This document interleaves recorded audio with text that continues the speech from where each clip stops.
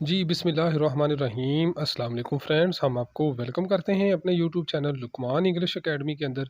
So friends, जैसा कि आप जानते हैं कि हमने आप लोगों की एक सीरीज़ स्टार्ट की हुई है जिसके अंदर हम फ़िज़िक्स, मैथ, इंटेलिजेंस टेस्ट और इंग्लिश के ये आपके लेक्चर्स हम आपको दे रहे हैं ताकि आप लोग Pakistan army, Pakistan air force या पाकिस्तान नेवी के अंदर आपका कोई भी टेस्ट है, आप उसको पास कर सकें।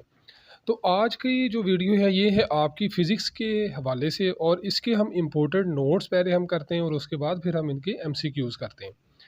अच्छा, यहाँ पर याद रखें कि अगर आपने एयर फ़ोर्स के लिए अप्लाई किया हुआ है तो एयर फ़ोर्स के अंदर आपका हर सब्जेक्ट में से पास होना बड़ा ही ज़रूरी है। अगर आप पास नहीं होंगे तो आप फ़ेल हो जाएँगे, ठीक है? यानी आपके जितने भी मराहल हैं, आपका इंग्लिश का मरहला है, आपका मैथ का है, फ़िज़िक्स का है, तो उन सब के अंदर अलग से पास होना आपका ज़रूरी है।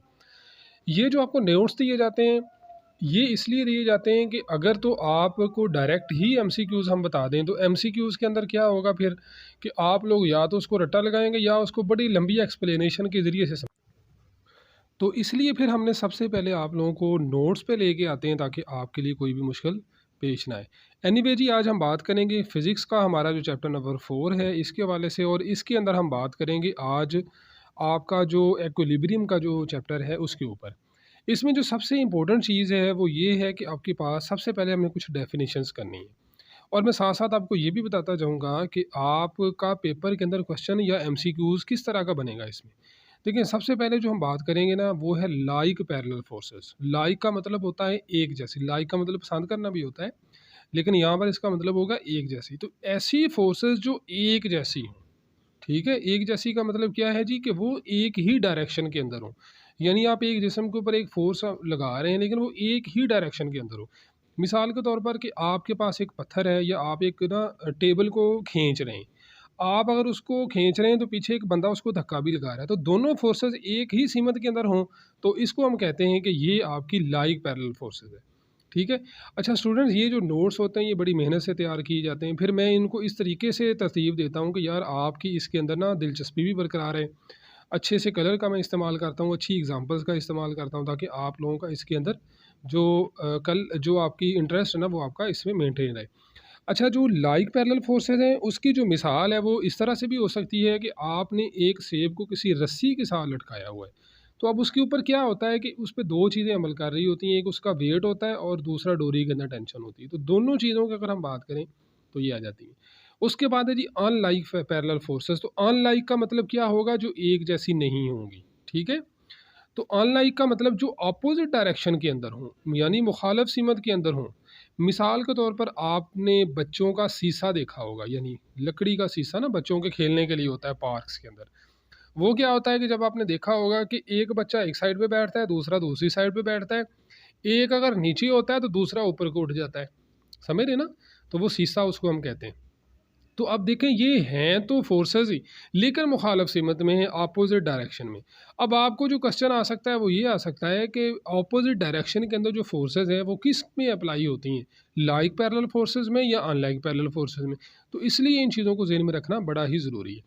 अच्छा स्टूडेंट्स, उसके बाद बहुत ही इंपॉर्टेंट एक चीज़ है वो है डायरेक्शन के हवाले से आपके क्वेश्चन आते हैं कि जी एक बंदा 5 किलोमीटर नॉर्थ की तरफ जा रहा है, फिर वो वहाँ से राइट हो गया और फिर वहाँ से वो ईस्ट की तरफ जा रहा है, तो आप बताएं वो अभी उसकी जो डायरेक्शन है वो किधर होगी। तो इस तरह के जो डायरेक्शन के जो करते हैं उनको आपने कैसे ज़हन में रखना होता है और उनका क्या तरीक़ेकार होता है। तो देखें, सबसे पहले तो हमें एक स्टैंडर्ड का पता है, ये पूरी दुनिया के अंदर ये स्टैंडर्ड है कि आपका जो नॉर्थ है ना ये हमेशा ऊपर की तरफ होगा और नॉर्थ के नीचे होता है साउथ। ठीक है? आपकी जो राइट साइड है उस राइट साइड पे आपके होगा जी ईस्ट होगा और लेफ्ट साइड पे वेस्ट होगा। ठीक है? ये क्वेश्चन आपको इस सूरत में भी आ सकता है कि आपका अगर मुँह नॉर्थ की साइड पे है, तो आपकी लेफ्ट साइड पे कौन-सी डायरेक्शन होगी? तो ये किस तरह से आपने बतानी है, ये आपके सामने एक स्टैंडर्ड आपको दिया गया है। इस स्टैंडर्ड को आपने ज़हन में रखना है। जब हम इसके एमसीक्यूज़ करेंगे, तब आपके ये जो आपकी डायग्राम होगी या जो ये स्केल होगा, ये आपके बड़ा ही काम आएगा। ठीक हो गया? डायरेक्शन के जो भी क्वेश्चंस आते हैं हम इसी तरीके से इसको सॉल्व करते होते हैं। यहाँ तक क्लियर हो गया जी? उसके बाद हम आएँगे जी ट्रिग्नोमेट्रिक रेशियोज़ के हवाले से और ये बहुत ही इंटरेस्टिंग आज का मैंने जैसे आपको बताया था चैप्टर है। आपको इंशाल्लाह ये इंटरेस्टिंग भी लगेगा, आपको समझ भी बड़ी ईज़िली आ जाएगी, कोई इतनी मुश्किल भी नहीं है। ये ट्रिग्नोमेट्रिक रेशियोज़ दोनों तरह से ही हैं, आपकी फ़िज़िक्स के हवाले से भी हैं और आपका जो मैथ का चैप्टर है 10th के अंदर, वहाँ के हवाले से भी है। तो दोनों चीज़ें सेम ही हैं, आपके दोनों ही काम आ जाएँगी। अब ट्रिग्नोमेट्रिक रेशियोज़ के अंदर क्या होता है कि ये आपके पास फॉर एग्जांपल एक ट्राइंगल है, ट्राइंगल के नीचे ये वाली बेस होती है और जो बिल्कुल जो डिग्री के ऊपर आपके पास होती हैं प्रीपेंडिकुलर इसको हम कहते हैं। ठीक है, इसको उर्दू में अमूद कहा जाता है, इसको कायदा कहते हैं उर्दू में, अगर आपने इसको पढ़ा हुआ, और इसको हम अमूद कहते हैं, और इसको हम कहते हैं हाइपोटेनस, यानी वतर इसको कहते हैं। ठीक हो गया। अब हमारे पास जो वैल्यूज़ हैं, हमने साइन थीटा जब निकालना होता है, साइन थीटा, कॉस थीटा और टेन थीटा, ये आपने जहन में रखने हैं, क्योंकि इसके बारे में आपसे एमसीक्यूज पूछा जाता है कि बताएं कि जो साइन थीटा है इसकी वैल्यू क्या होती है, ये किसके इक्वल है, कॉस थीटा किसके इक्वल है, ये साइन टेन थीटा किसके इक्वल है। देखें, जो साइन थीटा होगा सबसे पहले वो प्रीपेंडिकुलर ओवर हाइपोटेनस है, फिर उसके बाद आपके पास कॉस थीटा क्या होता है, बेस ओवर हाइपोटेनस। अब दोनों के अंदर आपने देखा कि जो हाइपोटेनस है यानी जो वतर है वो आपका बटे के अंदर है, ठीक है, डिनोमिनेटर में। टैन क्या होता है, जो टैन थीटा होता है ना, ये साइन और कॉस को अगर हम आपस में तकसीम करें तो टैन आ जाता है। आप करके देख लें, आपके पास आंसर आ जाएगा। ठीक हो गया। तो समझ आ गई थी इनकी वैल्यूज़ की किस तरह से आपने जेन में रखना है। तो जब हम इसकी ट्रिग्नोमेट्रिक वैल्यू मैथ के अंदर करेंगे फिर इसको हम ज़्यादा एक्सप्लेन करेंगे। क्लियर है? यहाँ तक किसी को कोई प्रॉब्लम है तो बताएं। ओके। अब उसके बाद हम आ जाते हैं टार के ऊपर। अब टार क्या होता है, टार की मिसाल जो सबसे पहले इसकी डेफिनेशन देख लें, फिर कॉमन लाइफ के अंदर हम इसकी एग्जांपल्स की बात करेंगे। टर्निंग इफेक्ट, यानी कोई भी चीज़ आप जब टर्न कर रहे हैं, उसको घुमा रहे हैं, तो वो आपका टार्क होता है। ठीक है, ये टर्निंग इफेक्ट होता है। मिसाल के तौर पर आपने दरवाज़ा खोलना है तो उसको आप घुमा रहे हैं, आपने पानी की टूटी खोलनी है तो उसको आप घुमा रहे हैं, गाड़ी का स्टीयरिंग है उसको आप घुमा रहे हैं। ठीक है, तो जो चीज़ें आप घुमा रहे हैं, आपने जो ना वो टायर खोलना है तो उसके लिए आप उस पर स्पैनर डाल के आप उसको घुमा रहे हैं। ठीक है, या आप एक रेंच की मदद से या एक प्लायर की मदद से किसी भी चीज़ को घुमा रहे हैं। तो जितनी भी आप टर्निंग वाली चीज़ें होंगी वो हमारी टार कहलाती हैं। समझ आ गई ये चीज़ आपको? अब पेपर के अंदर जो क्वेश्चन आता है वो आपको इस तरह से आता है कि टर्निंग इफेक्ट क्या कहलाता है, मोमेंटम कहलाता है, वेलोसिटी होती है, मैस होता है, या टॉर्क होता है, या मोमेंटम होता है, क्या वो चीज़ होती है। ओके, उसके बाद आ जाते हैं हम सेंटर ऑफ ग्रेविटी। इसको हम देखेंगे। सेंटर ऑफ ग्रेविटी क्या होता है कि ये मरकज़ शकल इसको उर्दू में कहते हैं, कि हर चीज़ का एक सेंटर ऑफ ग्रेविटी होता है। वो सादा लफ्ज़ों में मैं समझाता हूँ, वो एक ऐसा पॉइंट होता है कि जिसके ऊपर आप उस चीज़ को खड़ा करें, उसको ऐसे बग़ैर किसी सपोर्ट के, तो वो वहाँ पर खड़ा हो जाए। ठीक है, अब क्या चीज़ें होंगी वो हम सारी आगे जाके देखेंगे।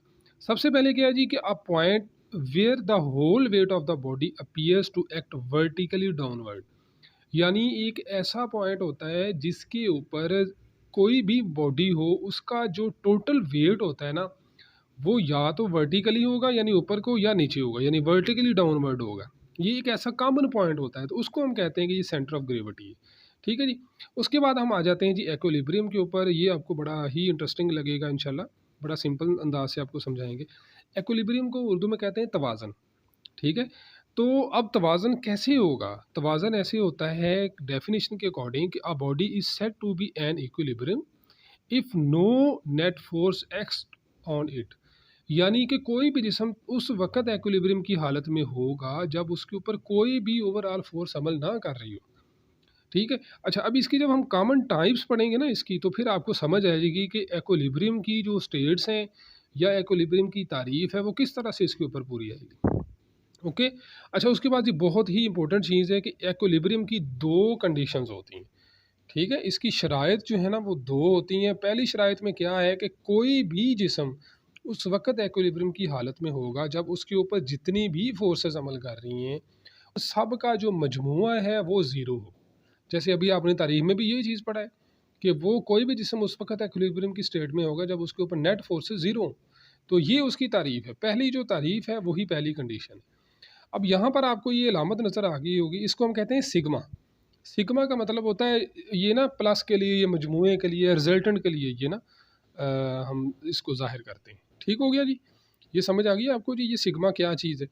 अच्छा, उसके बाद जो सेकंड कंडीशन है वो बड़ी इंटरेस्टिंग है।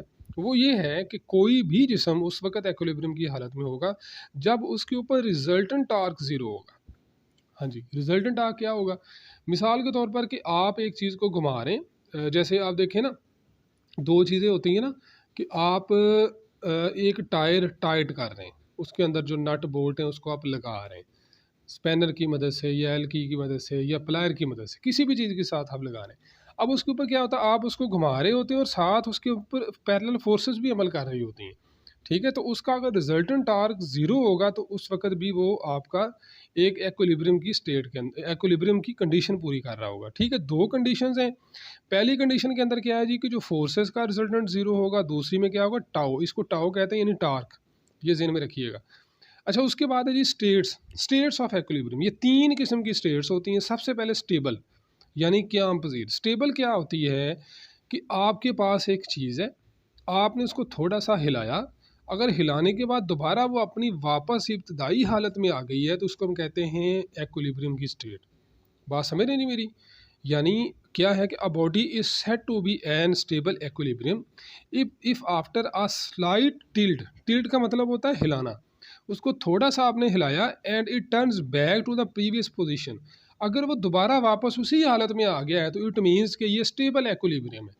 बात समझ आ गई? आपके पास एक बुक है, उसको आपने उठाया, थोड़ा सा हिलाया, अगर वो वापस अपनी उसी हालत में आ गई है, इट मीन्स कि आपके पास वो कौन सा होगा कि स्टेबल एक्विलिब्रियम। ठीक है।